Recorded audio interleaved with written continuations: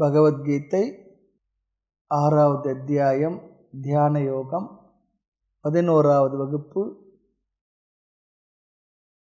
16வது ஸ்லோகம். நாத்யஷ்ணதஸ்து யோகோஸ்தி நச்சைகாந்தமனஸ்நதஹ நச்சாதி ஸ்வப்னசீலஸ்ய ஜாக்ரதோ நைவ சார்ஜுன நாத்யஷ்ணதஸ்து யோகோஸ்தி நச்சைகாந்தமனஸ்நதஹ நச்சாதி ஸ்வப்னசீலஸ்ய ஜாக்ரதோ நைவ சார்ஜுன. தியான யோக அத்தியாயத்தில் பகவான் தியானத்தை பற்றிய கருத்துக்களை சொல்வதற்கு ஆரம்பிக்கும் பொழுது முதலில் கர்மயோகத்தை அடிப்படையாக கொண்ட பகிரங்க சாதனத்தை சொல்ல ஆரம்பித்தார். பகிரங்க சாதனம் சொன்னால் தியானம் என்ற சாதனம் முறையாக நடைபெறுவதற்கு நம் வாழ்நாளில் அல்லது அரை மணி நேரம் தியானம் சரியாக நடக்கணும்னா அந்த அரை மணி நேரத்துக்கு முன்பு நம்ம வாழ்க்கையில் எப்படியெல்லாம் நாம் இருக்க வேண்டும், எப்படி இருந்தால் தியானம் நமக்கு கைகூடும் என்கின்ற கர்மயோக வாழ்க்கையை பகவான் பேசினார். கர்மயோகத்தை மனசில் வச்சு தான் பகிரங்க சாதனங்களை பேசினார். அடுத்து இந்த 16, 17 2 ஸ்லோகத்தில் மீண்டும் பகிரங்க சாதனங்களை பேசுகின்றார். அனைத்திலும் எல்லா விதத்திலும் அளவாக இருத்தல், சமத்துவம். சமத்துவம் என்பது தியானத்திற்கு பயன்படுகின்ற ஒரு சாதனம். தியானம் ஒழுங்காக நிகழ வேண்டுமென்றால் வாழ்க்கையினுடைய எல்லா நிலைகளிலும் சமமாக இருப்பது, பேலன்ஸ்டு லைஃப் சொல்கிறாங்க பாருங்கள். அது போல் 2 எக்ஸ்ட்ரீமில் இருந்தால் தியானம் செய்ய முடியாது. அதான் சொல்கிறார். தியானம் செய்து இந்த தியானத்தினுடைய பலனை நாம் அடைய வேண்டுமென்றால் ஆகாரம், நித்ரா, உழைப்பு, ஓய்வு ஆக அனைத்திலும் சமமாக இல்லை என்றால் அளவாக இருக்க வேண்டும் சொல்கிறார். இங்கே அந்த அளவாக இருக்க வேண்டும் என்பதில் 2 விஷயங்கள் எடுத்துக்கொள்கின்றார். உணவு, உறக்கம். இந்த 2லும் எந்த அளவிற்கு நாம் இருந்தால் நமக்கு தியானம் கைகூடுன்னு சொல்கிறார். காலை முதல் இரவு வரை, இரவு உறங்க செல்லும் வரை அனைத்தும் பேலன்ஸ்டாக இருக்கணும்னு சொல்கிறார். சமமாக அளவாக இருக்கணும். எவ்வளவு தேவையோ அவ்வளவு அளவும், குறைவாக இருக்கக்கூடாது, கூடவும் இருக்கக்கூடாது, அதிகமாகவும் இருக்கக்கூடாது சொல்கிறார். எதை வேண்டுமானாலும் செய்துவிட்டு நாம் தியானம் செய்ய முடியுமா என்றால் அதுவும் முடியாது. அப்படி செய்தால் அதற்கு பெயர் தியானம் அல்ல. எதை வேண்டுமானாலும் செய்துவிட்டு நாம் உட்காந்து தியானம் பண்ணணும்னு சொன்னால் அதுக்கு பேர் தியானம் இல்லை. ஆக டிசிப்ளின் இஸ் பேலன்ஸ் சொல்கிறார். ஒழுங்குபடுத்தப்பட்ட ஒழுக்கங்களே அளவுன்னு சொல்கிறார், பேலன்ஸ்ன்னு சொல்கிறார். ஆக பொதுவாக நம்முடைய மனது எக்ஸ்ட்ரீமில் தான் போயிருக்கும். ஒன்றும் பண்ணாத கொலைப்பட்டினியாக இருக்கும், பேசவே மாட்டோம், அல்லது சாப்பிட்டா அளவுக்கு அதிகமாக சாப்பிடும், பேசிக்கிட்டே இருப்போம். இது எல்லாம் 2 எக்ஸ்ட்ரீமில் இருக்குது. ஆக அளவாக சமமாக இருப்பது மிக மிக கடினம். அதற்கு அதிகமான பயிற்சி தேவை இருக்குது சொல்கிறார். உணவு குறைவாகவும் நிறைய விரதம் இருப்பதும் கூடாது. உணவை ரொம்ப குறைவாக சாப்பிட்றது அல்லது தீவிரமாக எதுவுமே சாப்பிடாமல் அதாவது விரதம் இருப்பது, பட்டினி கிடக்கிறது, அதுவும் கூடாது சொல்கிறார். நல்ல அதிகமான உணவு உண்ட மயக்கத்திலும் தியானம் வராது, முழு பட்டினியிலும் தியானம் வராது. 2லுமே என்ன பண்ணும், உடல் அசந்து விடும், ஓய்வை எடுத்துக்கொள்ளும். ஆக முதலில் ஆகார நியமத்தை எடுத்துக்கொள்கின்றார் பகவான். காரணம், ஆகாரம்தான் எல்லா மாற்றத்தையும் நமக்கு கொடுக்கின்றது. அதனுடைய அளவு எந்த அளவோ அந்த அளவிற்கு நம்முடைய ஆரோக்கியமும் நம்முடைய மனதும் பாதுகாக்கப்படுகின்றது. அதிகமாக உண்பவனுக்கும் குறைவாக உண்பவனுக்கும் தியானம் கைகூடாது. இங்கு குறைவு அதிகம் என்பது அவரவருடைய உடலுடைய தன்மையை பொறுத்தது, உழைப்பை பொறுத்தது. இருந்தாலும் கூட இந்த குறைவு அதிகம் என்பது ஸ்கேல் எதை குறிக்கும் என்றால் அவரவர் செயல் உடலை பொறுத்தது. அதை வைத்து அவரவர்கள் முடிவு செய்து கொள்ள வேண்டும், அளவாக சாப்பிடணும். அளவான உணவுக்கு யோக சாஸ்திரத்தை சொல்லப்பட்ட அளவு என்ன தெரியுங்களா? அர்த்தம் பாதி. காய்கறிகளுடன் கூடிய திட உணவு நம்முடைய வயிற்றினுடைய பாதியில் நிரப்பப்பட வேண்டும்.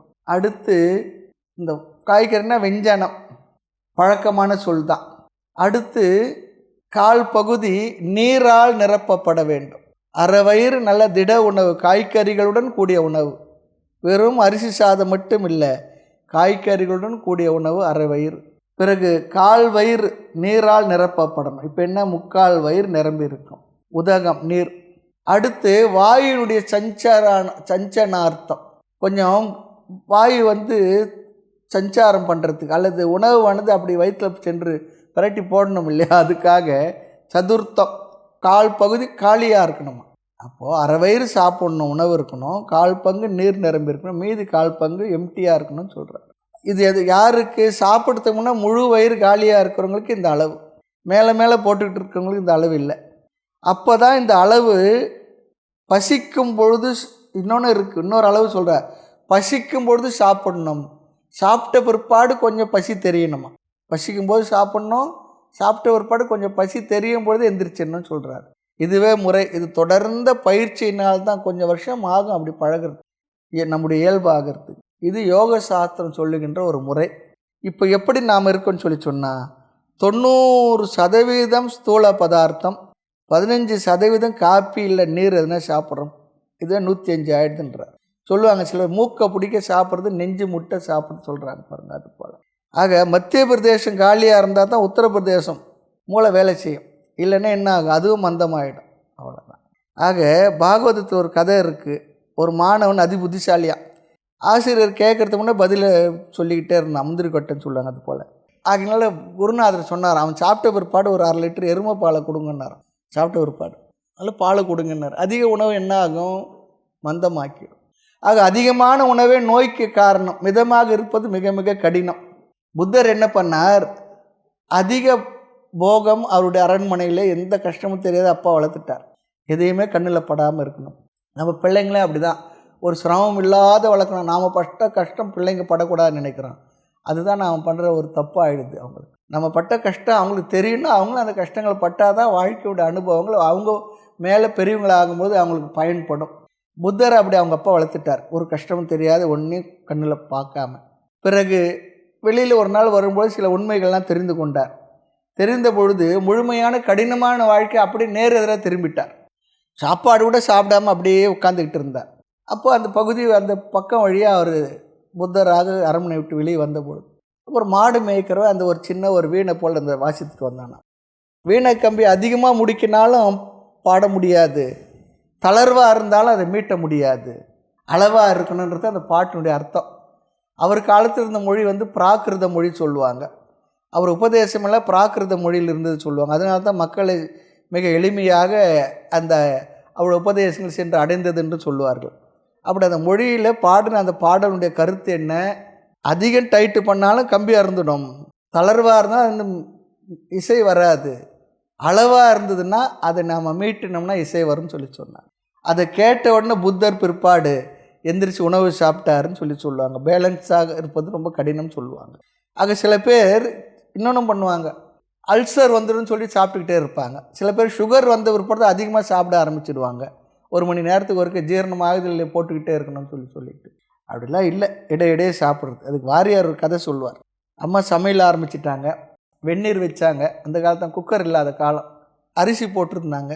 வெந்நீர் கொதித்த உடனே அப்புறம் ஒரு 10 நிமிஷம் பொறுத்து, 5 நிமிஷம் 10 நிமிஷம் பொறுத்து ஒரு ஆள் வந்தாராம். அதில் இன்னொரு கைப்பிடி அரிசியை போட்டாங்களாம். இன்னும் கொஞ்சம் நேரத்துக்கு இன்னொருத்தர் வந்தாராம், அதில் இன்னும் கைப்பிடி அரிசி போட்டாங்களாம். அது எப்படி எப்படி வரும் சாப்பாடு? அதுபோல் நம்ம வயிற்றில் என்ன பண்ணுறோம், ஏதோ ஒன்று சாப்பிட்றோம், யாரோ கொடுத்தா மறுபடியும் அதில் போடு, அப்புறம் இன்னொன்று கொடுத்தா போடு. மதியம் சாப்பாடு வரைக்கும் எதெல்லாம் கிடைக்கிறதோ போட்டுக்கிட்டே இருந்தோம்னா வயிறு என்ன தான் பண்ணும், அந்த வயிறு கன்ஃபியூஸ் ஆகிடும். ஜீரணம் பண்ணுறது வேலையை செய்கிற வயிறு கன்ஃபியூஸ் ஆகிடும். அப்படி இல்லை, இடைவெளி இருக்கணும்னு சொல்கிறார். சாப்பாட்டுக்கு சாப்பாடு இடைவெளி இருக்கணும். ஒருத்தர் எனக்கு தெரியும், காலையில் எதனா சாப்பிட்டாருன்னா அதோடு எதையும் சாப்பிட்றது, நடுவில் டீ காஃபி கூட குடிக்கிறது இல்லை. அவர் பெரிய ஒரு மில்லுடைய ஓனராக தான் இருக்கார். அவர் கூட எதையும் நடுவில் சாப்பிட்றதில்ல. அவர் மதியம் போய் சாப்பிட்றது, அதே மாதிரி சாயந்தரம் நடுவில் எதுவுமே சாப்பிட்றது இல்லை. அது பெரிய விஷயந்தான். நமக்கு கிடைக்கிறதெல்லாம் எடுத்து உள்ளே போட்டுக்கிட்டே இருக்கிறோம். அதனால தான் சொல்லுவாங்க, ஒரு வேளை சாப்பிட்டா யோகியா, 2 வேளை சாப்பிட்டா போகியா, 3 வேளை சாப்பிட்டா ரோகி, 4 வேளை சாப்பிட்டா துரோகி, 5 வேளை சாப்பிட்டா என்னென்னா அவர் அந்த மனுஷன் லிஸ்ட்டில் சேர்க்கக்கூடாது. உணவு ஒரு ஆசைக்காக தான் சாப்பிட்றோம். நாம் சாப்பிட்ற உணவு கூட உடலுடைய தேவைக்கு இல்லை, மனதினுடைய தேவைக்கு தான் சாப்பிட்றோம். மனதின் தேவைக்கு தான். ஆக அதிக இடைவெளி கொடுத்தும் சாப்பிடக்கூடாது, அடிக்கடி சாப்பிடக்கூடாது, அளவாக சாப்பிடணும். குறைவாகவும் ரொம்ப குறைவாகவும் சாப்பிட்றக்கூடாது. உடலுக்கு தேவையான வலு வரணும், ஆரோக்கியம் இருக்கணும், சக்தி இருக்கணும். அடுத்து உறக்கம் கூட அதிகமாக உறங்கினாலும் தியானம் வராது, அதிகமாக தூங்குறவங்களும் தியானம் வராது. இப்படி அதிகமாக தூங்கினோம்னா நம்மளோட முழு பர்சனாலிட்டி என்ன ஆகும், தமோ குணத்தில் போய் உட்காந்துடும். சரி, குறைவாக தூங்கினா தியானம் வருமானா? குறைவாக தூங்கினா அந்த உறக்கம் என்ன பண்ணும், தியான நேரத்தை அந்த உறக்கத்தை உடம்பு எடுத்துக்கும், தியானத்தில் தூங்கும். அதுவும் அளவாக இருக்கணும்னு சொல்கிறார். ஸ்லோகத்தை பார்க்கலாம். அதி அஷ்ணத, அதிகமாக உணவு உண்பவனுக்கு. அதி அஷ்ணத, தனக்கு வேண்டியதை விட அதிகம் உண்பவனுக்கு. யோகம் தியானம் நாஸ்தி ந யோக அஸ்தி, யோகம் சம்பவிக்காது, கைகூடாது, இல்லைன்னு சொல்லிடுறார். அதிகமாக உணவு உண்பவனுக்கும் யோகம் சம்பவிக்காது. நச்ச ஏகாந்தம் அனஷ்ணத, ஏகாந்தம் என்றால் இங்கு முழுமையாக சாப்பிடாதவனுக்கு. அனஷ்ணத, குறைவாக சாப்பிடுவனுக்கும் ஒழுங்காக சாப்பிடாதவனுக்கும் முழுமையாக சாப்பிடாதவனுக்கும் நச்ச அவனுக்கும் யோகம் தியானம் கைகூடாது. ரொம்ப அழகாக சொல்கிறார். நச்ச அதி சொப்ன ஷீலஸ்ய, சொப்ன சொல்லி சொன்னால் இங்கே உறக்கம், சீலஸ்ய ஹேபிட் பழக்கம். அதிகமாக உறங்கி பழகியவனுக்கு ந யோக அஸ்தி, அவனுக்கும் தியானம் சம்பவிக்காது. அதி ஜாகிரத, அதிகமாக விழித்திருப்பவனுக்கும் நைவ யோகம் கைகூடாது. ஹே அர்ஜுனா, பகவான் ரொம்ப அழகாக ஒரு கருத்தை இங்கே சொல்கிறார். அதனால தான் இந்த சாதனத்துக்காக வாழ்க்கையை முழுக்க ஒப்படைச்சிட்டு வந்துட்டோம்னா குருகுலங்களில் ஆசிரமங்களில் நல்லா அவர்களுக்கு முழு நேரம் ஒரு ப்ரோக்ராம் போட்டு கொடுப்பாங்க, அதுபடி நடக்கணும். இல்லை என்றால் நாம் ஒரு ப்ரோக்ராம் போட்டு நம்ம அதிகமாக அப்படி உறக்கத்தில் மற்றதில் சென்று விடாமல் இருப்பதற்காக நாம் ஒரு பழக்கத்தை பழக்கட்டுன்னு சொல்லி சொன்னால் அது நமக்கு இந்த வாழ்க்கைக்கு பிரயோஜனமாக இருக்குது. இந்த வாழ்க்கையில் எதை அடையணுமோ அந்த லட்சியத்தை நோக்கிய பயணத்தில் நமக்கு அது உதவியாக இருக்கும். இல்லைன்னா என்ன ஆகிடும்னா காலமும் போயிடும், நாமும் வயசாக ஆகிடும். கடைசியில் பார்த்தா நம்ம எதை அடைவதற்காக வந்தோமோ லட்சியத்தின் பக்கத்தில் கூட போயிருக்க மாட்டோம், வீணாகிடும். அதான் இங்கே ரொம்ப அழகாக சொல்கிறேன். அதிகமாக உண்பவனுக்கும் உணவே எடுத்து கொள்ளாதவனுக்கும், குறைவாக சாப்பிடுபவனுக்கும், அதிகமாக உறங்குபவனுக்கும், உறக்கமே இல்லாதவனுக்கும், முழு விழிப்போடு விழித்து கொண்டிருப்பவனுக்கும் இங்கு யோகம் தியானம் கைகூடாது. ஹே அர்ஜுனா, ஆக அதிகமாக உண்பவனுக்கும் உண்ணாதவனுக்கும், அதிகமாக உறங்குபவனுக்கும், அதிகமாக விழித்திருப்பவனுக்கும் யோகம் கைகூடாது, தியானம் என்பதை நடக்காதுன்னு சொல்கிறார். அடுத்து 17வது ஸ்லோகம். யுக்தாஹார விஹாரஸ்ய யுக்தசேஷ்டஸ்ய கர்மசு யுக்தஸ்வப்னாவபோதஸ்ய யோகோ பவதி துக்கஹ. யுக்தாஹார விஹாரஸ்ய யுக்தசேஷ்டஸ்ய கர்மசு யுக்தஸ்வப்னாவபோதஸ்ய யோகோ பவதி துக்கஹ.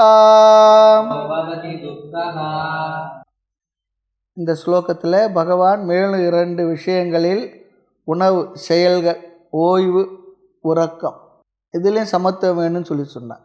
இந்த ஸ்லோகத்தில் 2 விஷயங்கள், உணவு, நம்முடைய செயல்கள், ஓய்வு, உறக்கம், அதே மறுபடியும் சொல்லுகின்றார். பகவான் சொன்னதில் மட்டுமல்ல, நாம் அனைத்து செயல்களும் சமத்துவமாகவும் இருக்கணும். அதை பகவான் ஆகாரத்தோடு சேர்த்து சொல்லுகின்றார். ஸ்லோகத்தை பார்க்கலாம். யுக்தம் சொன்னால் தேவையான அளவு, ஆகாரக உணவு உண்ண வேண்டும், தேவையான அளவிற்கு உணவை உண்ண வேண்டும். அது தேவை அவரவருடைய உடலை பொறுத்தது, அவர்களுடைய செயல்கள் ஆக்டிவிட்டிஸ் பொறுத்தது. விகாரம் சொல்லி சொன்னால் பொழுதுபோக்கு நடவடிக்கைகள், வாக்கிங் முதலிய எல்லாம் அதுவும் கூட அளவாக இருக்கணும்னு சொல்கிறார். வாக்கிங் கூட அளவாக இருக்கணும், ஆக்டிவிட்டிஸ் நடத்தல், ரிலாக்ஸ் பண்ணுறது, ஓய்வெடுத்தல், இதெல்லாம் விகாரசி என்ற வார்த்தை வருகின்றது. ஓய்வும் அளவாக இருக்கணும்.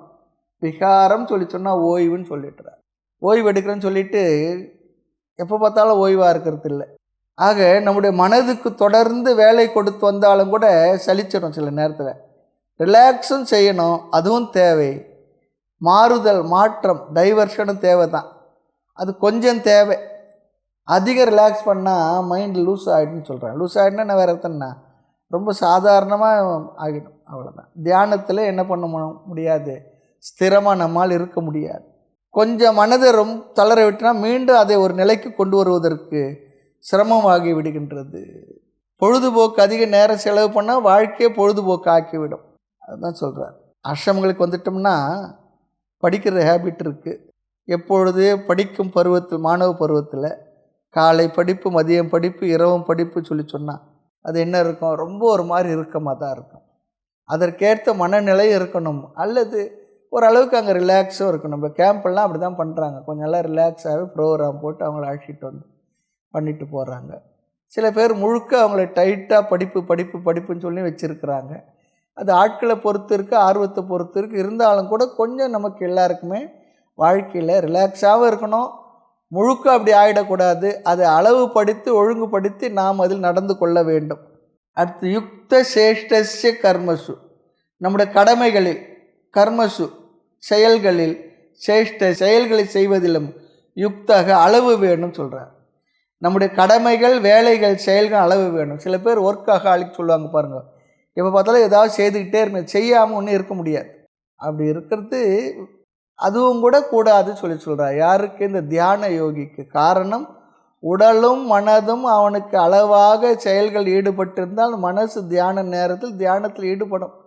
அதிகமான உழைப்பு இருந்தால் உடல் என்ன பண்ணும், தியான நேரத்தில் ஓய்வு எடுத்துக்கும்.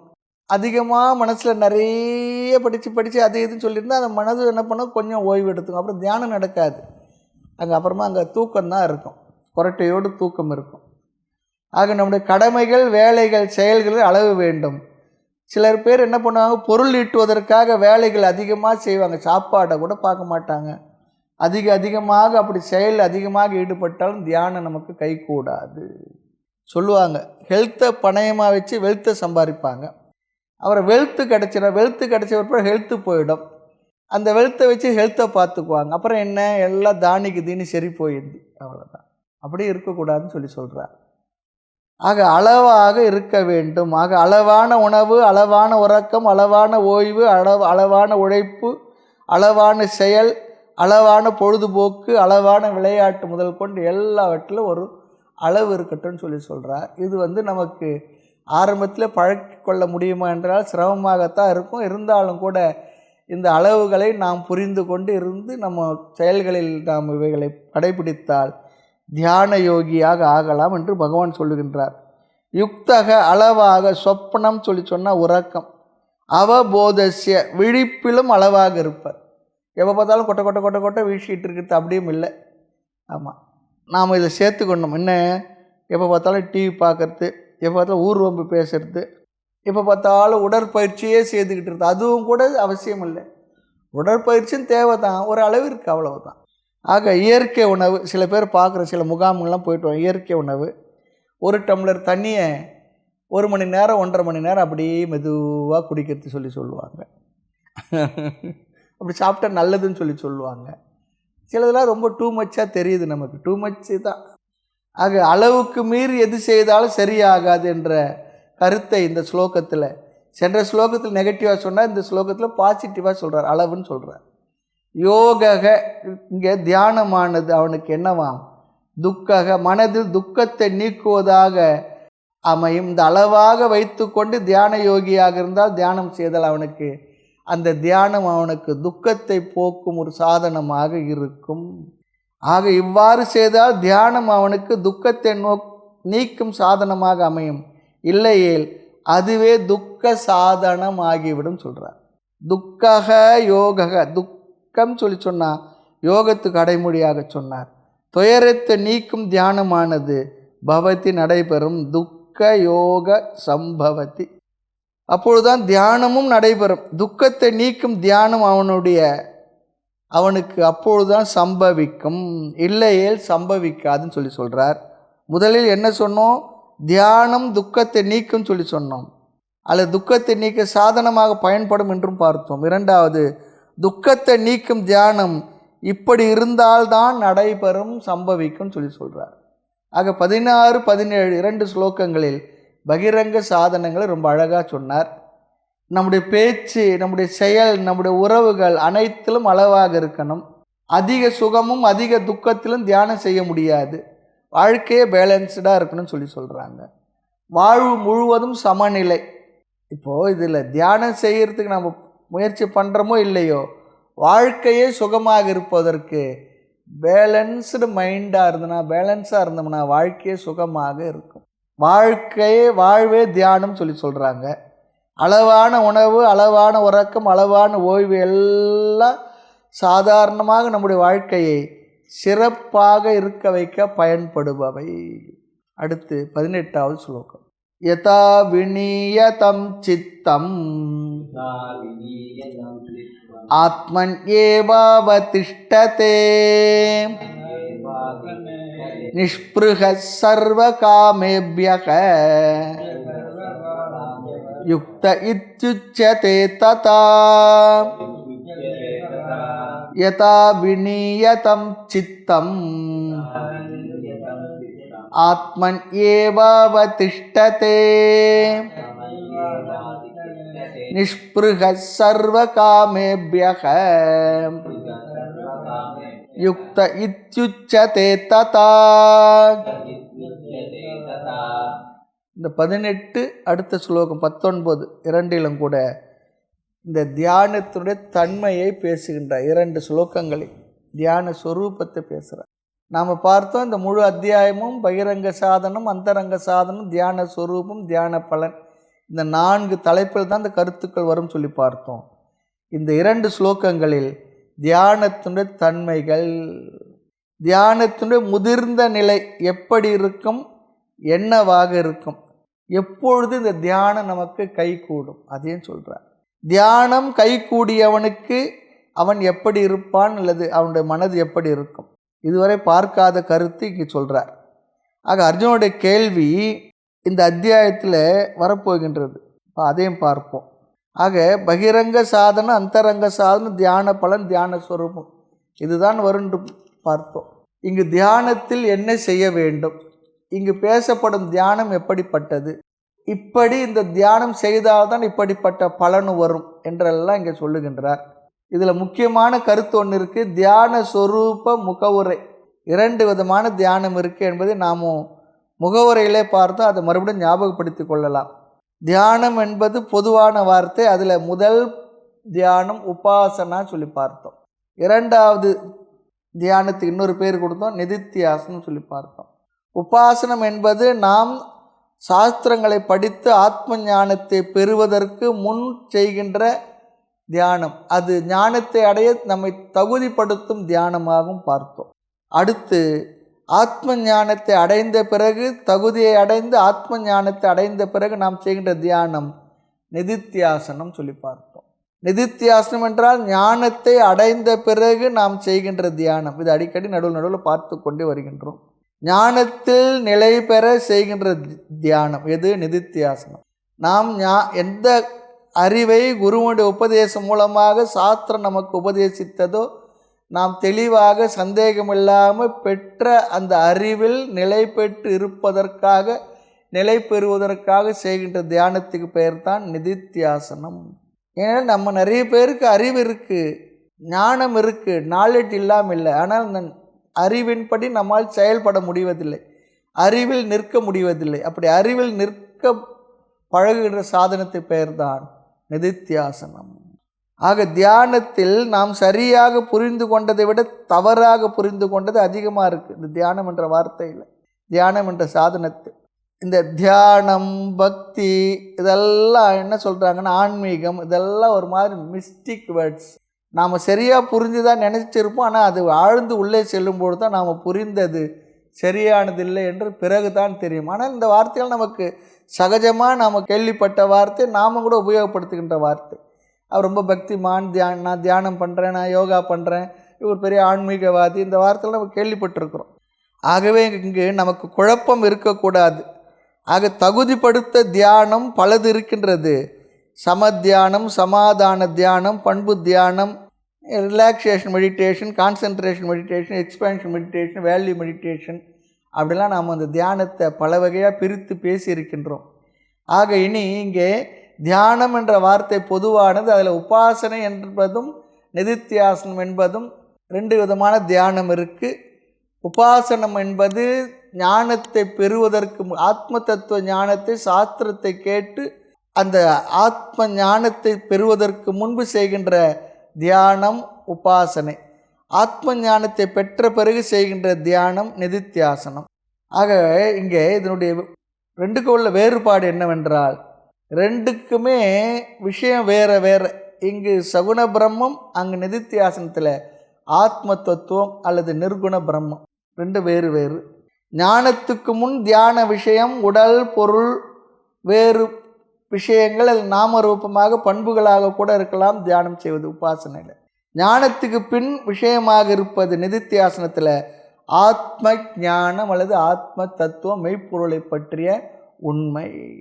இங்கே ஞானம் என்பது ஆத்மாவை பற்றிய ஞானம் அல்லது ஆத்மாவை பற்றிய அறிவு நம்ம நல்ல மனசில் ஞாபகம் வச்சுக்கணும்.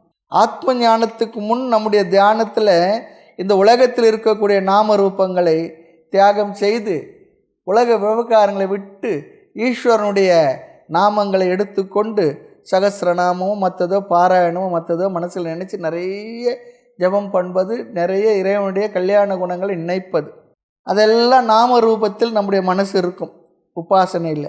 ஆக உபாசனையில் ஈஸ்வரனுடைய பெயரோல் லிங்க வடிவோ ஓம் நமசிவா என்ற மந்திரமோ தான் இருக்கும். இந்த உலகத்தில் இருக்கக்கூடிய நாம ரூபங்களை ஈஸ்வரனுக்குரிய நாம ரூபமாக பெயர் வடிவங்களாக நம்முடைய மனதில் மாற்றி அமைத்து கொள்வதற்காக பயன்படுகின்ற சாதனம் உபாசனை. ஏன்னா உலக விவகாரங்கள், உலக விஷயங்களை, பொருள்களை நிறைய நினச்சி வச்சுருப்போம். அதையெல்லாம் மாற்றி அழியாத பரம்பொருளை பற்றிய சகுண பிரம்ம உபாசனை நாம் செய்வது, அது உபாசனம். நிதித்தியாசனம் என்பது இறைவனுடைய நாம ரூபத்தை தியாகம் செய்து அசப்தமான அரூபமான ஆத்ம ஞானத்தை, நிர்குணமாக நாம் புரிந்து கொண்ட அந்த பிரம்மத்தை, ஆத்ம தத்துவத்தை மனதில் சிந்திப்பது, நினைப்பது, தியானிப்பது. ஆக பகவானுடைய பெயர் வடிவங்கள் இங்கே விஷயம் இல்லை. இதில் நிதித்தியாசனத்தில் பெயரை சொல்லலாம், ஆனால் அதில் நம்முடைய மனதில் அரூபம் அசப்தம் அதில் தான் இருக்கணும்னு சொல்கிறேன். ஆக அரூப அசப்தமான ஆத்ம தத்துவம், ஆத்மாவுடைய தன்மையை நாம் படிச்சிருக்கிறோம் இல்லையா, அதை நாம் மனதில் நினைத்து சிந்தித்து அமர்ந்திருத்தல் நிதித்தியாசனம். ஆக இந்த ஆத்மாவுடைய தன்மைகளை சிந்தித்தல் தான் நிதித்தியாசனம். அப்போ நிதித்தியாசனம் செய்ய என்ன கண்டிஷன் என்றால், ஆத்ம ஞானத்தை நாம் தெரிந்திருக்கணும், அறிந்திருக்கணும். அவர்கள் தான் நிதித்தியாசனத்தை செய்ய முடியும். ஆக நான் சாந்த ஸ்வரூபன், நான் நித்தியமானவன், நான் ஆனந்த வடிவனன், நான் மாறாதவன், மறையாதவன், இரவாதவன், பிறவாதவன், என்றும் உள்ளவன், இப்படிப்பட்ட அறிவையெல்லாம் நிர்குணமாக ஆத்ம தத்துவங்களை புரிந்து கொண்ட அதையெல்லாம் அந்த கருத்துக்களை மனதில் சிந்தித்து அமர்ந்திருத்த, அதுதான் நிதித்தியாசனம். ஆக ஆத்மஸ்வரூபம் நம்முடைய தியானத்துக்குரிய விஷயமாக இருக்கும். எதில்? நிதித்தியாசனத்தில். ஆக இந்த அத்தியாயத்தில், இந்த ஸ்லோகத்தில் தான் நிதித்தியாசன தியானத்தை பற்றி பகவான் பேசுகின்றார். தியான ஸ்வரூபத்தை பேசியுள்ளார், அதனால் நிதித்தியாசனத்தை பேசியுள்ளார் சொல்லியார். தியான ஸ்வரூபத்தை பேசியிருக்கார். அப்படி தியான ஸ்வரூபத்தை பேசியதைத்தான் நாம் நிதித்தியாசனம் என்று எடுத்துக்கொள்கின்றோம். ஏனென்றால் பகவான் 2வது அத்தியாயத்தில் ஆத்ம தத்துவத்தை பேசினார், 4வது அத்தியாயத்தில் பேசினார், 5வது அத்தியாயத்தில் கொஞ்சம் பேசியிருக்கின்றார். இதெல்லாம் பேசின பிறகு பகவான் இந்த தியான யோக கருத்தை சொல்வதன் மூலமாக பகவான் சொல்ல வருவது நிதித்தியாசனத்தை தான், உபாசனை இல்லை என்று நாம் முடிவு செய்து அந்த ஆத்ம அறிவை பேசியதனால் இங்கு நிதித்தியாசனத்தை பகவான் பேசுகின்றார் என்று நாம் முடிவு செய்து இந்த கருத்துக்களை பார்த்து கொண்டிருக்கின்றோம். அப்போது இங்கே என்ன அர்த்தம் சொல்லி சொன்னால், உன்னுடைய மனம் தியானத்தில் இருக்க வேண்டும் சொல்லி சொன்னால், ஆத்மாவினிடத்தில், இறைவனிடத்தில், தத்துவத்தில் இருக்கணும். இறைவனுடைய நாமத்தை ஜபிக்க வேண்டும் என்று சொன்னால் அது உபாசனம்.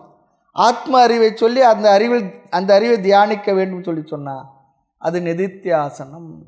இங்கே பகவான் சொல்வது நிதித்தியாசனம் என்று நீங்கள் எப்படி சொல்லுகின்றீர்கள் சொல்லி சொன்னால், ஆத்மாவை பற்றிய அறிவை பகவான் உபதேசித்த பிறகு நீ ஆத்மாவை பற்றிய விஷயங்களை சிந்தனை செய்து கொண்டிருந்தால் சிந்திக்க வேண்டும் என்று பகவான் சொல்வதால் பகவான் சொல்லுகின்ற தியானம் இங்கு நிதித்தியாசனமே அப்படி சொல்லி நாம் முடிவு பண்ணுகின்றோம். அடுத்த ஸ்லோகத்தை பார்க்கலாம். யதக எப்பொழுது விநியதம் சித்தம். இங்கு மனம் விநியதம் சொல்லி சொன்னால் முறைப்படுத்தப்பட்ட அடக்கப்பட்ட உபாசனையினால் ஒழுங்குபடுத்தப்பட்ட. இங்கேயே பகவான் அழகான கருத்தை சொல்கின்றார். மனம் எதனால் அடக்கப்பட்டதாம்? உபாசனையினால் மனம் ஒழுங்குபடுத்தப்பட்டிருக்கும். மனம் திடீரென்று அதுவே ஒழுங்காகி விடாது. பயிற்சியின் மூலமாகத்தான் ஒழுங்குபடுத்தப்பட வேண்டும். பகவான் சொல்வதிலிருந்து இந்த கருத்து நமக்கு நன்கு தெரிகின்றது. ஆக உபாசனம் என்ற படியின் மூலம்தான் நிதித்தியாசனத்துக்கு வர வேண்டும் என்ற கருத்தும் இங்கு நமக்கு பகவானுடைய உபதேசத்திலிருந்து நமக்கு கிடைக்கின்றது. ஆக பகவான் இங்கு சொல்லுகின்றார், உபாசனை மூலமாக ஒழுங்குபடுத்தப்பட்ட மனம் எங்கே வைக்கணும்? அப்போது தியான யோகியானவன் நிதித்தியாசகன் உபாசகனாக இருந்துதான் ஆத்ம தத்துவத்தை அறிந்து நிதித்தியாசகனாக இங்கே இருக்கின்றான். ஆகவே இந்த நன்கு ஒழுங்குபடுத்தப்பட்ட மனதை எங்கு வைக்கணுமா? ஆத்மனி ஏவ. இது ஒரு முக்கியமான சொல். ஆத்மாவின் இடத்தில்தான் வைக்கணும். அவதிஷ்டதே நிற்கின்றதோ, ஸ்திதிம் லபதே ஸ்திதியுடன் நிற்கின்றதோ. ஒழுங்குபடுத்தப்பட்ட இந்த மனமானது ஆத்மாவிடத்தில் நிற்கின்றதோ. இதிலிருந்து பகவான் சொல்வது தியானத்துக்குரிய விஷயம் இங்கு ஆத்ம தத்துவமே என்பதையும் சொல்லிவிடுகின்றார். அப்போ எனக்கு ஆத்மா தெரிந்திருக்கணுமே சொல்லி சொன்ன, ஆமாம், சாஸ்திரத்தின் மூலமாக குருவினுடைய கருணையினால் இந்த ஆத்மாவை நாம் தெரிந்து வைத்திருப்போம். ஆத்ம அனாத்ம விவேகத்தை செய்தும் இருப்போம். அப்படி செய்து ஆத்மாவை பற்றி தெளிவான கருத்தை நாம் அறிந்திருந்தால் இப்படிப்பட்ட ஆத்மாவில் ஆத்மனி ஏவ ஆத்மாவில் மட்டுமே நிற்கின்றதோ இது தியானத்தினுடைய முதிர்ந்த நிலைன்னு சொல்கிறார். எப்பொழுது பார்த்தாலும் நம்முடைய மனதானது எப்பொழுதும் ஆத்மாவை பற்றி சிந்தித்து கொண்டிருந்தால் இது தியானத்தினுடைய முதிர்ந்த நிலை. எப்பொழுது நாம் தியானத்தின் முதிர்ந்த நிலை அடைந்தவனாவேன்? பகவான் ஒரு ஸ்கேல் அளவு சொல்கிறார். நிஷ்பிருகாக, ஸ்பிருகாக சொல்லி சொன்னால் ஆசை, நிஷ்பிருகாக சொல்லி சொன்னால் ஆசையற்ற மனதில் நிராசையின்றேல் தெய்வம் உண்டோ சொல்லுவார். ஆசையற்ற மனதில். ஆசை அதிகம் இருந்தால் மனசு அங்கே அந்த ஆசைக்குரிய வஸ்துக்களை நினைத்து கொண்டிருக்கும். ஆசையற்ற மனதில் ஆத்ம தத்துவம் மட்டுமே இருந்து கொண்டிருக்கும். அந்த மனது என்ன பண்ணும்? ஆத்மாவை பற்றியே நினைத்து கொண்டிருக்கும். ஒரு காலமன்று இது சதா கால பூஜையாய் ஒப்புவித்தன்னு சொல்கிறார் பாருங்க. அது போல் சர்வ காமேபியக வெளி விஷயங்கள் எப்பொழுது எல்லா பொருள்களிலிருந்தும் ஆசையற்ற மனநிலை, எந்த பொருள்களிலும் மனம் நிற்கவில்லையோ, வெளி விஷயங்கள் செல்லாமல் ஆத்ம தத்துவத்தில் மட்டும் மனசு நிற்குமோ, நின்று அதிலேயே நிலை பெற்றிருக்குமோ, அது எதனால் நடந்ததான்? ஆத்மாவிலேயே மனது நிலை பெற்றிருப்பது ஆசையற்ற காரணத்தினால் சொல்கிறார். யுக்தக இதி உச்சதே ததா. அப்பொழுது தியானத்தில் நிலை பெற்றவன் பொருந்தியவன் என்று சொல்லப்படுகின்றான். அனைத்து பொருள்களிலும் ஆசையற்ற நிலை சொல்கிறார். இது திருஷ்ட சொல்லிச்சுன்னா பார்த்த, ஸ்ருதம் கேட்டவற்றில் என்று ரெண்டு விஷயங்கள் இருந்து என்று அர்த்தம். யுக்தக இது யுச்சது அனைத்து பொருள்களையும் ஆசையற்ற நிலை என்றால் பார்த்ததில் கேட்டதில். நம்ம நிறைய விஷயங்களை பற்றி தெரிந்து கொள்வது நம்ம மனசுக்கு வர்றதுக்கு காரணமாக இருக்கிற ரெண்டு புலன்கள் என்ன? பார்ப்பதன் மூலமாக நாம் விஷயங்களை மனசுக்குள் அனுப்புகின்றோம், கேட்பதன் மூலமாக அதிகமாக விஷயங்களை நாம் கிரகிக்கின்றோம். அப்படி பார்த்த கேட்ட விஷயங்களிலிருந்து என்று இங்கே அர்த்தம். மனது அவைகளில் ஒட்டி கொள்வது இல்லை. நான்ஸ்டிக் தோசைகள் மாதிரி சொல்கிறார். நான்ஸ்டிக் அதில் ஒட்டுறதில்லை. அதை நிஸ்பிருகாக என்கின்றார். இதை பகவான் ஒட்டி கொள்ளாத மனநிலை சொல்கிறார். இந்த போராட்டம் எப்பொழுது முடிவடைகின்றதோ, போராட்டமானது மனதில் எப்பொழுது முடிவடைகின்றதோ, தேடுதலும் மற்ற இடம் நிலை என்ற மௌனியே சொல்கிறார். தேடுகின்ற அது தேடி தேடி அந்த மனசை ஓடிக்கொண்டிருந்த மனசானது எப்பொழுது அந்த தேடுதலையும் விட்டு போராட்டமும் நின்று போராட்டமும் எங்கு முடிவடைகின்றதோ அது தியானத்தினுடைய முதிர்ந்த நிலை. அங்கே போராட்டமே இல்லை. மனது அந்த ஆத்ம தத்துவத்தில் அமைதியாக இருந்துடுது. அவ்வளோதான். ஆசையற்ற நிலை சுபாவமாக எப்பொழுது வருகின்றதோ அப்பொழுதே வெற்றி. தேடுதலும் அற்ற இடம் நிலை என்ற மௌனியே சித்தாந்த முக்தி முதலில் சொல்கிறார். ஆக மனது ஒட்டி கொள்ள காரணம் என்ன? வைராகியம் குறைவாக உள்ள காரணத்தினால். நியூனத்வாத், சாஸ்திரம் படித்தவுடன் கருத்துக்கள் எல்லாம் நமக்கு நன்கு தெரிந்து விட்டது. ஆனால் இங்கே என்ன ஆகின்றது சொல்லி சொன்னால், செய்யக்கூடாது என்பதை தான் மனசு மறுபடியும் செய்து கொண்டிருக்கும். பொய் என்று தெரிந்து அதிலேயே போய்கொண்டிருக்கும். பொய் என்று அறிந்து போக ஒட்டாதையா இந்த வையம் கனமயக்கம் மாற்றாய் பராபரமே சொல்கிறார். ஆக அப்படின்னா அந்த மனசுக்கு தியானம் செய்யக்கூடாதுன்னு சொல்லி சொன்னால் தியானம் செய்யுமா என்றால் அப்படியும் இல்லை. நம்ம மனதை நாம் ஏமாற்ற முடியாது. தியானம் செய்ய வேண்டும் என்ற ஆசை இருக்குது, அது மனசுக்கும் தெரிகின்றது, தெரிந்து விட்டது. அறிவிருந்த மனதில் வைராகியம் குறைவிருந்தால் அதனாலே இந்த மனதானது வெளியே சென்று கொண்டிருக்கின்றது. ஆக சம்ஸ்கார பலாத், பழக்கத்தினால் வந்தவைகள். வாதனை பழக்கமே மனம் நினைவது தான் சொல்கிறார். வாசனை பழக்கம் தான். நம்ம எதை பழகி இருக்கிறோமோ அந்த பழக்கம் என்ன பண்ணும்? விபரீத பாவனைகள் மீண்டும் மீண்டும் அதிலேயே மனது சென்று கொண்டிருக்கும், சஞ்சரித்து கொண்டிருக்கும். அதனால் சம்ஸ்கார பலாத், பழக்கத்தினால் வந்த இவைகள். அடுத்து ஞானம் அஸ்திரத்வாத், ஞானம் குறைவாக இருக்கின்ற காரணத்தினாலும் ஞானத்தில் ஸ்திரமில்லை என்றாலும் இந்த மனதானது வெளியே செல்லும், ஆத்ம தத்துவத்தில் நிலை பெறாது. ஆக வைராகியம் குறைவாக இருக்கின்ற காரணம் நம்முடைய பழக்க தோஷங்கள், வாசனைகள் அதுவும் பலமாக இருக்கின்ற காரணம். அடுத்து ஞானத்தில் பலம் இல்லாமல், ஞானத்தில் உறுதி இல்லாமல் இருக்கின்ற நிலையும். இந்த மூன்று நிலைகளும் நம்மை ஆத்ம தத்துவத்தில் மனதை பொருத்தி வைத்திருக்க இயலாத நிலையை ஏற்படுத்தி இருக்கின்றது. அல்லது ஞானத்தில் நிலை பெறாத நிலைக்கு காரணம் ஞானம் தார்டியம் இல்லை. அடுத்து நம்முடைய மனதானது வாசனை பழக்கங்களில் உழன்று கொண்டிருக்கும். மூன்றாவது வைராகியம் இல்லாத நிலை. சரி, அடுத்து இந்த தியானத்தினுடைய பலன் என்ன? ஆத்ம ஞானத்திலே மனது நிலை பெற்றிருந்தால் வரக்கூடிய பலன் என்ன? வைராகியம் வரணும், அல்லது வைராகியம் மேலும் திடமாகும். சம்ஸ்காரம் அதன் சக்தியை பலத்தை இழக்கும். ஞானம் ஸ்திரமாகும். இதுதான். எது இல்லாததுனால நம்மால் அதில் இருக்க முடியலையோ அதெல்லாம் என்ன ஆகும்? நமக்கு கிடைக்கும் தியானத்தினுடைய பலனினால், நிதித்தியாசனத்தினுடைய பலனினால். அதனால் நிஸ்பிருகாக மனம் ஒட்டி கொள்ளாத நிலை ஏற்படும். அப்போ மனம் எங்கே இருக்கும்? மனசு வேறு இடத்துல ஒட்டிக்கொள்ளன்னு சொல்லி சொன்னால் அது எங்கே இருக்கும்? ஆத்மனி ஏவ, ஆத்மாவில் மட்டும் அவதிஷ்டத்தை நிலை பெறும் சொல்கிறார். இந்த யானையை பார்க்கும்பொழுது இந்த யானை குட்டி ஒன்று இருக்குது. அது என்ன பண்ணுறது? நிறைய அனுப்புகிறாங்க, பார்த்தோம்னா என்ன தெரியுதுன்னு சொல்லி சொன்னால் அது அங்கங்கே ஓடுது. கடைசியில் எதுனா ஒன்றுன்னா கடைசியில் அவங்க அம்மாட்ட வந்து அப்படி நின்றுடுது. அதுபோல் இந்த மனசானது அங்கங்கே போகும். பிற்பாடு என்ன பண்ணும்? அந்த ஆத்ம தத்துவத்தில் வந்து நிலை பெற்றுவிடும். ஆத்மனி ஏவ, ஆத்மாவில் மட்டுமே அவதிஷ்டத்தை நிலை பெறும். உபாசனம் தியானத்தினால் மனம் ஒருமுகப்படுத்தப்பட்டு ஞானத்தை அடைந்த பிறகு மனது எதில் நிற்கும்? ஆத்மாவின் இடத்தில் மனமானது நின்றது என்றால் ஆத்மனி அவதிஷ்டத்தை, ஆத்மஸ்வரூபத்தில் மனம் நிற்க வேண்டும் சொல்லி சொல்கிறார். அப்படி ஆத்மாவில் மனதை நிறுத்தியவன் மனது நின்றவன் எப்படிப்பட்டவன்? எல்லா விஷயங்களிலிருந்தும் விலகிய மனதை உடையவனாக இருப்பான். காரணம், அவனுக்கு ஆசை இல்லை, வேறு விவகாரத்தில் அவனுக்கு விருப்பம் இல்லை, வைராகியம் இருக்கின்றது, ஞான தார்டியம், ஞானம் திருடமாக இருக்கின்றது, வாசனைகள் எல்லாம் குறைந்து இருக்கின்றது. அவன் ஞானத்தில் பொருந்தியவனாக இருப்பான், அல்லது ஞான நிஷ்டை அடைந்தவன் என்று அவன் சொல்லப்படுகின்றான். ஆக ஆத்மாவில் நிலைத்திருத்தல் என்பது அனைத்து பொருள்களிலிருந்தும் விலகி இருத்தலை இங்கு பகவான் பலனாக சொல்லுகின்றார். ரொம்ப அழகான கருத்துக்கள். அடுத்து 19வது ஸ்லோகம். யதா தீபோ நிவாதஸ்தஹ நேங்கதே சோபமாப் ஸ்மிருதாம் யோகினோ யத சித்தஸ்ய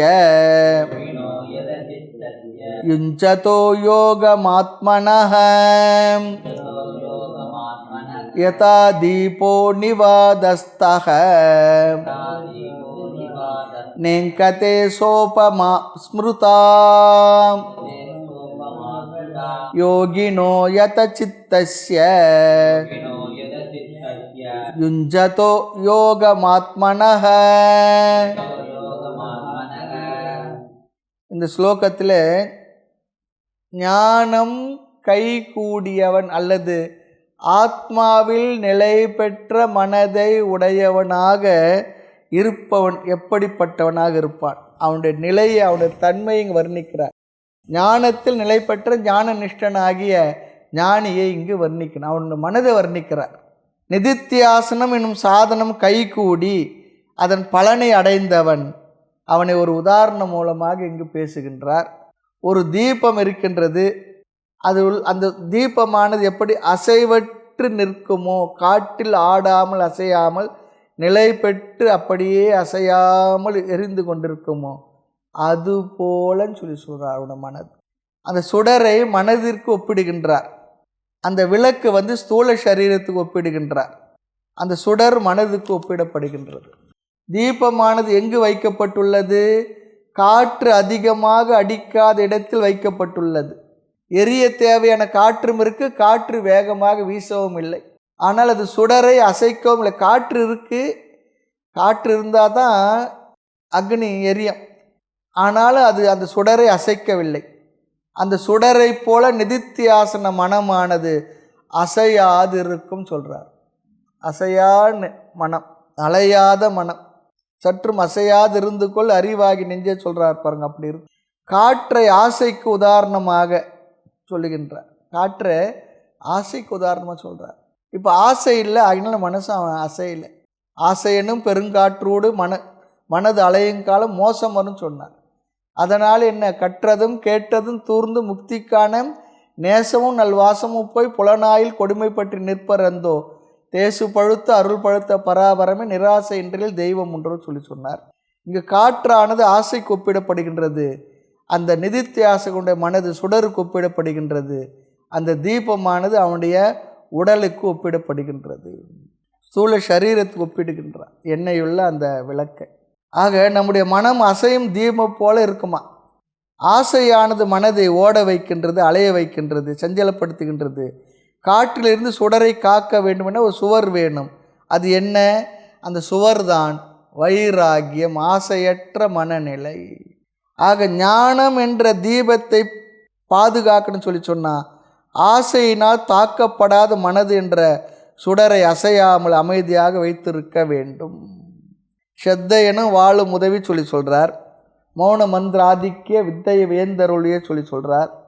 காற்றை பிடித்து மட்கரக்கத்தில் அடைத்தபடி கண்ம புணர்க்குள் ஊறும் கடைகட்ட நவவாயில் பெற்ற பசு மட்களை காயத்துள் என இருத்தின்னு சொல்கிறார். இதெல்லாம் இருப்பதை எப்படிலாம் இருக்கின்றோம் என்பதை நன்கு நாம் புரிந்து கொண்ட பிறகு உன்னுடைய மனதானது தெளிவடைந்து வைராகியத்துடன் ஆசையற்ற மனமாக இருக்கும் பொழுது அந்த தீபம் எப்படி அசையாமல் காற்றில் அசையாமல் இருக்குமோ அதுபோல ஆசையற்ற மனதில், வைராகியமுடைய மனதில், திடமான ஞானமுடைய மனது அதிலேயே நிலை பெற்று இருக்கும். உதாரணம் தீபத்தை போல. இந்த உதாரணத்தை நானாக கற்பனை பண்ணி சொல்லலை, மனதின் தத்துவம் தெரிந்த பெரியோர்களுடைய உதாரணம் என்கின்றார். யோகிகளினால் மனதின் தன்மையை ஆராய்ந்து உணர்ந்தவர்களால் கூறும் உதாரணம் என்கின்றார் இங்கு பகவான். யார் மனது? நிதித்தியாசன பலனை அடைந்த அவனுடைய மனது அப்படி இருக்குமா. இரண்டாவது ஒரு கடைசி பகுதி இப்படி படிக்கணும். எப்படி பார்ப்போம்? ஆத்மனக யோகம் யுஞ்சத.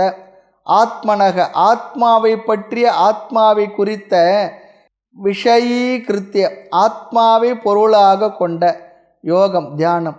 ஆத்மனக யோகம் ஆத்மாவை விஷயமாக கொண்ட தியானம் என்றால் ஆத்ம தத்துவத்தை நினைக்கின்ற தியானம் நிதித்தியாசனம். இறைவனை நினைக்கின்ற ஜபம் தியானம் உபாசனை. ஆத்மா நினைக்கின்ற தியானம் நிதித்தியாசனம். இறைவனை நினைக்கின்ற ஜபம் பாராயணம்லாம் என்ன? உபாசனை. இது ரொம்ப நம்ம தெளிவாக இருக்கணும் இந்த அத்தியாயத்தை படித்து முடித்த பொழுது. ஆக யுஞ்சத என்றால் ஈடுபட்டு கொண்டுள்ள, தியானம் செய்பவனுடைய, ஆத்மாவை பற்றிய தியானத்தை செய்து கொண்டிருக்கக்கூடிய யோகி. இங்கே யோகி என்றால் நிதித்தியாசகன். அவனுடைய மனது எப்படி இருக்கும்? நன்கு கட்டுப்படுத்தப்பட்ட மனமாக இருக்கும். இப்படிப்பட்ட மனதையுடைய யத சித்தஸ்ய கட்டுப்படுத்தப்பட்ட மனதுக்கு, யதக என்றால் கட்டுப்படுத்தப்பட்ட, சித்தஸ்ய மனதுக்கு, யத சித்தஸ்ய யோகினாக சேர்த்து படிக்கக்கூடாது. யத சித்தசிய கட்டுப்படுத்தப்பட்ட மனதுக்கு, ஒரே விபக்தியாக வேற்றுமையாக இருந்தாலும் யோகினக என்பது யோகியினுடைய, யத சித்தசிய என்பது அவனுடைய மனதை குறிக்கின்றது. அப்படி கட்டுப்படுத்தப்பட்ட அவனுக்கு அல்லது கட்டுப்படுத்தப்பட்ட மனதுக்கு ச உபமா ஸ்மிருதா, சோபமா ஸ்மிருதான்னு இருக்கு பாருங்க. சக இந்த உபமா எக்ஸாம்பிள், உவமை திருஷ்டாந்தம், திடீர்னு உப்புமான்னு வந்துடக்கூடாது. உபமா எக்ஸாம்பிள், உவமை திருஷ்டாந்தம், ஸ்மிருதா கூறப்படுகின்றது, பேசப்படுகின்றது. இப்படிப்பட்ட யோகியுடைய மனதிற்கு இப்படிப்பட்ட மனது உதாரணமாக சொல்லப்படுகின்றது. யத சித்தசிய உபமாவோடு சேர்த்து சொல்லணும். யாரால் தான் சொல்வதாக பகவான் சொல்லவில்லை, சொன்னாலும் நாம் ஏற்றுக்கொள்வோம். ஆனால் விளக்க ஆசிரியர்கள் இங்கு பேசுகின்றார்கள், மனதின் தன்மையை தெரிந்தவர்களால் இப்படி கூறப்படுகின்றது. மனது நிற்கலே சஞ்சலப்படுகிறது சொல்லி சொன்னால் என்ன சொல்கிறாங்கன்னா, அந்த மனது அப்படி நின்றாதான் தகராறு, நிற்கலே சென்று கொண்டே இருக்கின்றது, அலை பாய்ந்து கொண்டிருக்கிறது, அது மனதுடைய இயல்பு. ஆமாம், சஞ்சலப்படவில்லை என்றால் அதற்கு பெயர் மனசு இல்லை, மனதுன்னு அதுக்கு பெயர் இல்லை. இல்லை அப்படியே நின்று போச்சுன்னு சொல்லி சொன்னால் அதுவும் தகராறு தான், அதுக்கு போய் ட்ரீட்மெண்ட் பண்ணணும்னு சொல்லுவாங்க. ஆக நிதித்தியாசனத்தில் மனம் சுடர் போல அசையாது இருந்தால் நாம் என்ன பண்ணியிருக்கோம், இந்த ஆசை, மனதுடைய வாசனைகள், ஞானம், ஸ்திரமில்லா தன்மையெல்லாம் கடந்து வந்து விட்டோம் சொல்லி அர்த்தம்.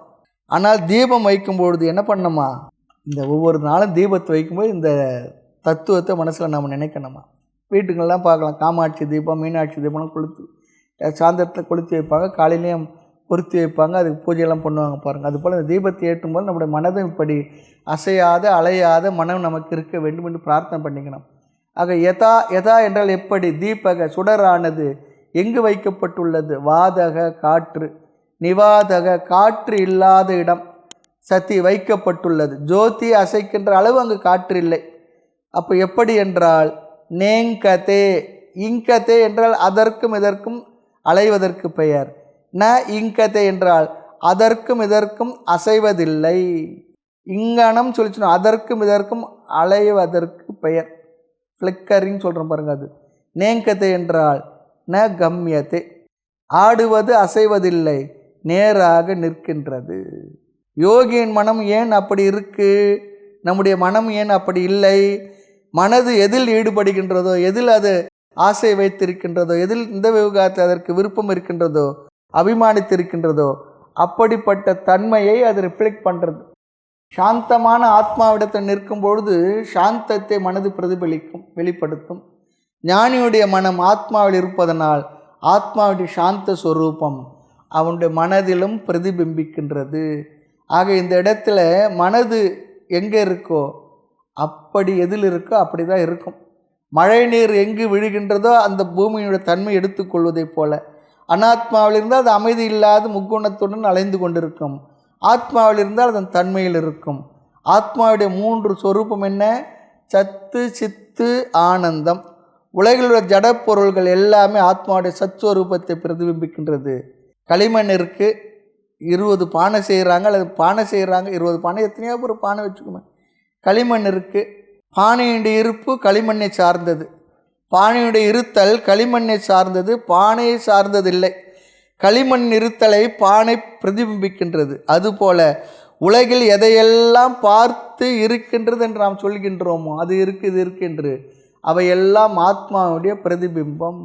பிற்பாடு மனதானது ஜடமானது அறிகின்றதே சொல்லி சொன்னால், சிந்திக்கின்றது உணர்கின்றது சொல்லி சொன்னால், ஆத்மாவுடைய சித்தினுடைய பிரதிபிம்பம், சைத்தன்யத்தின் பிரதிபிம்பமே சிதாபாசத்தில் சென்று இதெல்லாம் நமக்கு இவைகளையெல்லாம் நமக்கு அறிவித்து கொண்டுள்ளது. இதெல்லாம் நாம் உபனிஷத்து பகவத்கீதையில் நம்ம கொஞ்சம் விசாரம் பண்ணியிருக்கோம்.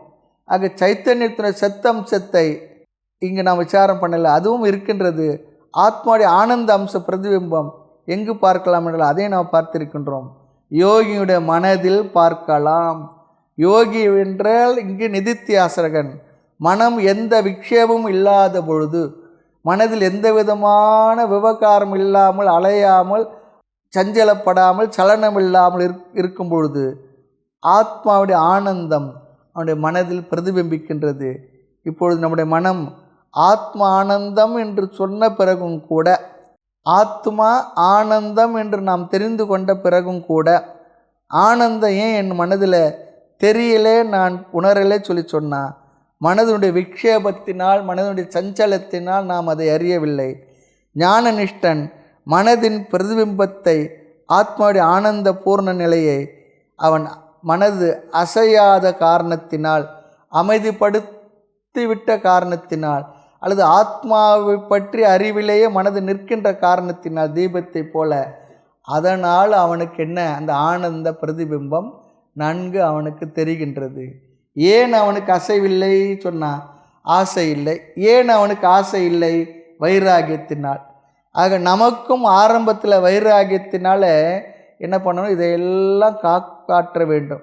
பிறகு முதல்ல வைராகியத்தினால் மனதை காப்பாற்ற வேண்டும். பிறகு ஆத்ம ஞானத்தினால் மனதை காக்க வேண்டும். அப்படி காப்பாற்றினால் மனதை சஞ்சலம் இல்லாததாக, ஆசை இல்லாததாக இதை அமைதிப்படுத்தி அந்த ஆத்ம ஆனந்தத்தை மனதில் முழுவதுமாக பிரதிபிம்பிக்கின்ற அதை நாம் புரிந்து கொள்ள முடியும். அப்படி வாழ்க்கையையும் அமைதியாக ஆனந்தமாக நம்மால் நடத்தி செல்ல முடியும். ஆகவே 18 முதல் 18, 19 இந்த 2 ஸ்லோகங்களில் தியான சொரூபத்தையும் ஞானியுடைய மனதையும் பகவான் விவரித்தார். இனி அடுத்த வகுப்பில் பார்ப்போம். 20வது ஸ்லோகத்தை அடுத்த வகுப்பில் பார்ப்போம். மூர்த்தி எல்லாம் வாழி, எங்கள் மௌன குரு வாழி, அருள் வார்த்தை என்றும் வாழி, அன்பர் வாழி, பராபரமே. ஓம் பூர்ணமத பூர்ணமிதம் பூர்ணாத் பூர்ணமுதச்யதே பூர்ணஸ்ய பூர்ணமாதாய பூர்ணமேவாவசிஷ்யதே. ஓம் சாந்தி சாந்தி சாந்தி. ஹரிः ஓம். ஸ்ரீ குருப்யோ நமः. ஹரிः ஓம்.